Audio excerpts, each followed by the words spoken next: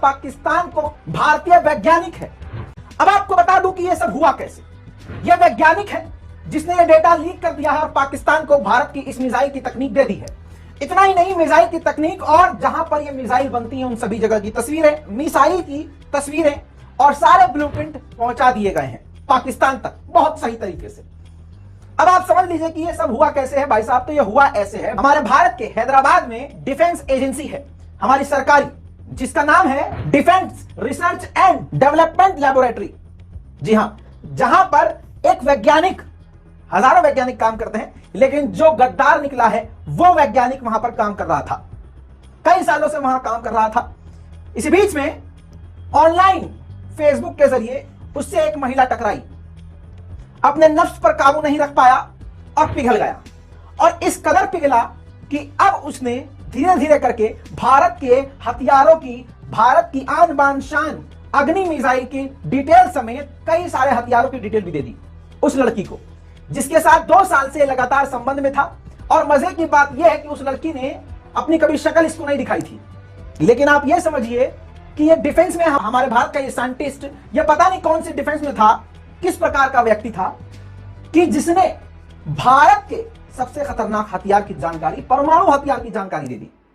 लड़की भाई साहब बड़ी खतरनाक चीज होती है। लड़कियों को, महिलाओं को कमजोर मत समझिए।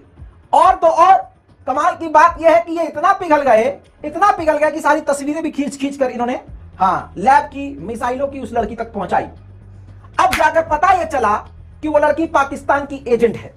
अब जाके ये खुलासा हुआ कि 2 साल से ये सब उसको पहुंचा रहे थे जानकारी, भारत को अंदर ही अंदर खोखला कर रहा था ये शख्स, वैज्ञानिक, जिसने सारी जानकारी निकालकर उस महिला, पाकिस्तानी महिला को दे दी। अब आपको बता दूं कि इंटेलिजेंस ने उस वैज्ञानिक को गिरफ्तार कर लिया है। और मुझे पता है कि आप तड़प क्यों रहे हैं और कई लोगों के मन में आ रहा होगा, गरियादत साले आज को पता नहीं नाम कहां बता रहे हैं उसका, कौन है गद्दार। मैं बताता हूं कौन गद्दार है। मुसलमानों पर इल्जाम लगता है, लेकिन आज के दशक का सबसे बड़ा गद्दार हिंदू निकला। जी हां, हिंदू धर्म से है वो, हिंदू धर्म से है वो, मुस्लिम नहीं। इसी वजह से ये खबर आज गोदी मीडिया, मेन स्ट्रीम मीडिया से गायब है, वरना इतनी जोर से गोदी मीडिया चीखता। ये अंधभक्त ही गद्दार हैं, ये बीजेपी वाले ही गद्दार हैं। देखिए, समझिए, स्क्रीन पर पहले ये रिपोर्ट देख लीजिए। जब भी भारत से कोई गद्दारी करने वाला हिंदू निकलता है तो कहा यह जाता है कि पाकिस्तानी जासूस के हनी ट्रैप में फंस अग्नि मिसाइल की अहम जानकारी दे दी। बीबीसी की रिपोर्ट है। इससे पहले भी मैं आपको स्पेशल रिपोर्ट काफी पहले अपने चैनल पर डालकर बता चुका हूं कि भारत के इस साल के, पिछले 2-3 साल के सबसे बड़े बड़े गद्दार कौन है। वो सब के सब नॉन मुस्लिम थे, हिंदू समाज से थे, मुस्लिम समाज से नहीं। लेकिन सब पर खामोशी बनी रही। लेकिन उन सबसे बड़ा गद्दार, अभी आप स्क्रीन पर देख लीजिए, बीबीसी की रिपोर्ट है भाई साहब, जिसमें भारतीय इंटेलिजेंस ने अपनी सारी जानकारी दी है। 29 साल का इंजीनियर मल्लिका अर्जुन रेड्डी है।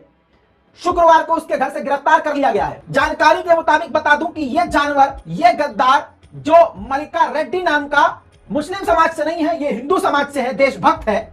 समझिए इसने क्या किया है। मल्लिका अर्जुन 2018 से हैदराबाद के DRDL के एडवांस नेवल सिस्टम में प्रोग्राम में काम करता था।